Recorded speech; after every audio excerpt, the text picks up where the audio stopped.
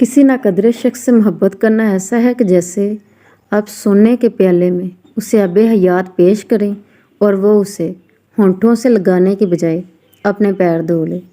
अगर मोहब्बत में अना आड़े आ जाए तो सबसे पहले अपनी उन अना को कुचलना, एक फ़ोन करना और कहना मैं तुमसे मोहब्बत करता हूँ।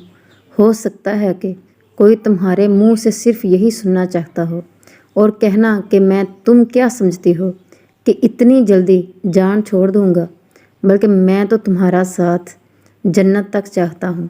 और अगर अना को नहीं कुचलोगे तो इतना मोहब्बत में अना तुझे कुचल देगी, क्योंकि अगर मोहब्बत मिल जाए तो सब कुछ मिल जाता है, और अना को ना कुचलने से मोहब्बत में बदगुमानी जन्म लेती है। मोहब्बत की खूबसूरती ही यही है कि आपके गुस्से का, प्यार का, नींदों का, सुकून का महवर एक ही इंसान हो।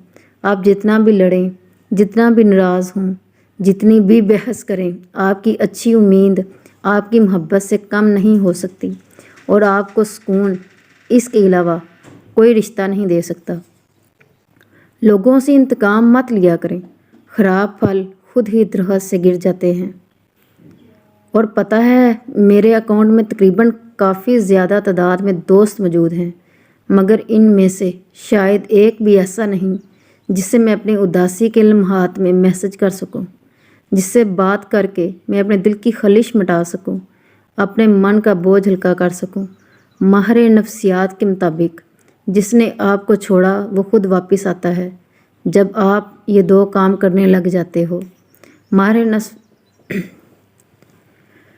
नफ्सियात के मुताबिक जब आप कोई अच्छा काम करने लग जाते हो या फिर आप उस शख्स के बिना जीना सीख लेते हो तो वो खुद आपके पास वापस आ जाता है।